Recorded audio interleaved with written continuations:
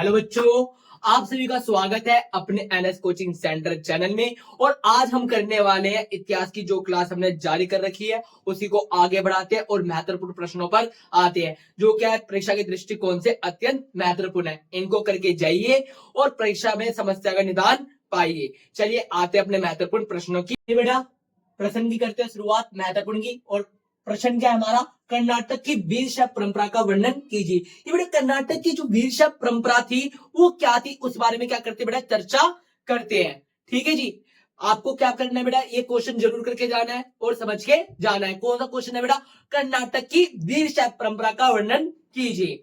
ठीक है, ये परीक्षा के दृष्टिकोण से क्या बेटा अत्यंत महत्वपूर्ण प्रश्न है, जो कि आएगा आएगा आएगा 100% आएगा, जो आज की वीडियो में कराया जाएगा। एक एक क्वेश्चन को ध्यान से समझते जाइए और अपने डाउट को क्लियर करते जाइए।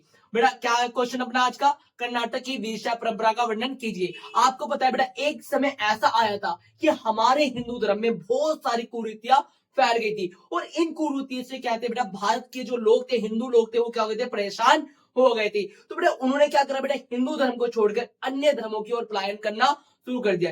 किन्हीं ने जैन धर्म को अपना लिया, किन्हीं ने बौद्ध धर्म को अपना लिया और इस्लाम धर्म की ओर क्या हो गए बेटा, रुख कर लिया। तो बेटा हिंदू धर्म के लोग क्या हो गए, शांत नहीं बैठे। हिंदू धर्म के लोगों ने क्या बेटा अपने हिंदू धर्म के अंदर पुनरुत्थान करने के लिए बहुत सारे आंदोलन चलाए, जिसको हमने क्या कहा, भक्ति आंदोलन। और उसी दरमियान एक आंदोलन और स्टार्ट हो जाए जिसे क्या कहते हैं हम, वीर शैव परंपरा। और वीर शैव परंपरा जो बेटा कहां पे शुरुआत होती है बेटा, कर्नाटक में। कहां पे शुरुआत होती है बेटा, कर्नाटक में। जो कर्नाटक में वीर शैव परंपरा की शुरुआत करने वाला व्यक्ति था वो एक ब्राह्मण था और जिसका नाम था बासवन्ना। क्या नाम था बेटा, बासवन्ना।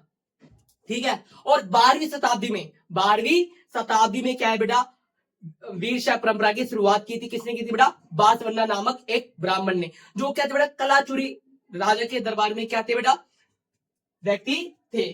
आंदोलन का नेतृत्व 12वीं शताब्दी में कर्नाटक में एक नवीन आंदोलन का उदय हुआ, जो 1106 से 1168 तक चला। आंदोलन का नेतृत्व 12वीं शताब्दी में कर्नाटक में बासवन्ना नामक ब्राह्मण के नेतृत्व में हुआ था। बासवन्ना ने आंदोलन का नेतृत्व किया था। कलाचुरी के दरबार में मंत्री, मैंने जैसे कि बता दिया बेटा, बासवन्ना क्या थे बेटा, कलाचुरी नामक एक राजा के दरबार में क्या थे बेटा, मंत्री थे। ठीक है, वीर शैव। बेटा वीर शैव का मतलब क्या है, वीर शैव का मतलब शिव के वीर। बेटा वीर शैव का मतलब क्या है, शिव के वीर। लिंगयात, लिंगयात का मतलब लिंग धारण करने वाले। लिंगयात का मतलब क्या बेटा, लिंग धारण करने वाले।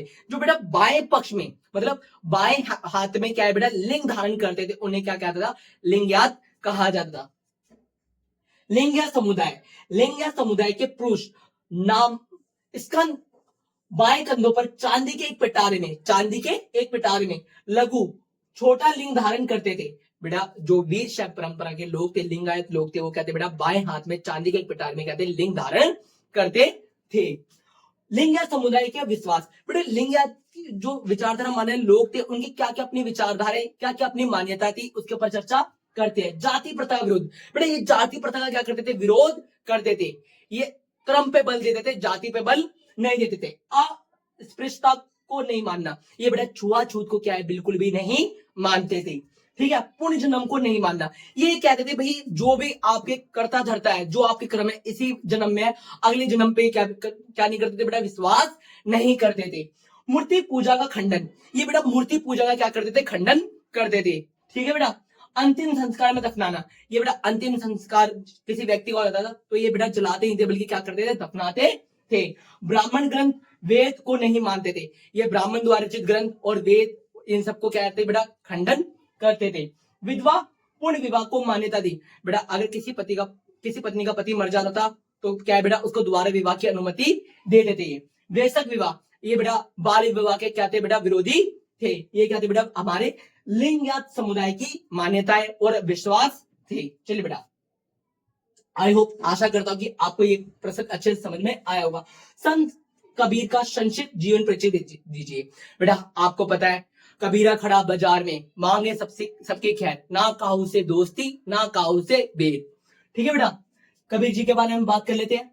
कबीर का जन्म 1398 ईस्वी में वाराणसी में हुआ था। कबीर एक महान एवं समाज सुधारक कवि माने जाते हैं। बेटा जो समाज के अंदर कुरीतियां फैली थी उनको निदान करने के लिए बेटा इन्होंने अलग अलग विचार अपने प्रकट किए थे। कबीर का पालन पोषण, कबीर की माता विधवा महिला थी, उनकी माता ने उन्हें लहरतारा नदी के पास छोड़ दिया। इसके बाद उन्हें एक जुलाहा दंपत्ति नीरू और नीमा ने पालन पोषण किया था। जन्म से हिंदू थे पर पालन पोषण एक मुस्लिम परिवार में इनका होता है। ठीक है बेटा। धर्मों का खंडन, संत कबीर ने मुस्लिम और हिंदू दोनों धर्मों का खंडन किया। बेटा धर्म का खंडन नहीं किया, जो धर्म के अंदर कुरीतियां फैली हुई थी उस चीज का क्या कहते हैं, उन्होंने खंडन किया था। कबीर के गुरु, कबीर को भक्ति का मार्ग दिखाने वाले रामानंद थे। बेटा कबीर जी के गुरु कौन थे बेटा, रामानंद थे। कबीर 15वीं सदी के रहस्यवादी कवि और संत थे। कबीर की वाणी जो ज्ञान और प्रेम से भरी है, इस वाणी को बीजक नामक में संकलित किया गया है। कबीर के अनुयायी, बीजक कबीर के अनुयायी के द्वारा वाराणसी उत्तर प्रदेश के स्थानों में संरक्षित है। जो कबीर के द्वारा रचित बीजक है बेटा वो क्या है, उत्तर प्रदेश में संरक्षित है। कबीर ग्रंथावली का संबंध राजस्थान के दादू पंथियों संतों से है। सिर्फ बेटा उत्तर प्रदेश नहीं, इनके जो विचार है बेटा वो राजस्थान और संपूर्ण उत्तर भारत में क्या है बेटा, फैले थे। चलिए बेटा आगे बात करते हैं।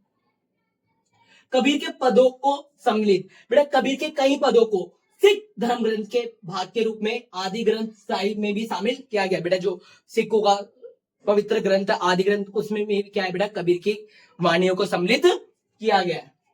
कबीर की उलटबासी, कबीर की कुछ रचनाएं उलटबासी है, उल्टी कहीं पंक्तियां, जहां वह सामान्य ज्ञान के विपरीत बातें करते हैं। बेटा कुरीतियों पे तंज तकने के लिए क्या है बेटा, अपनी बातों को क्या थे, उलट तरीके से कहते थे।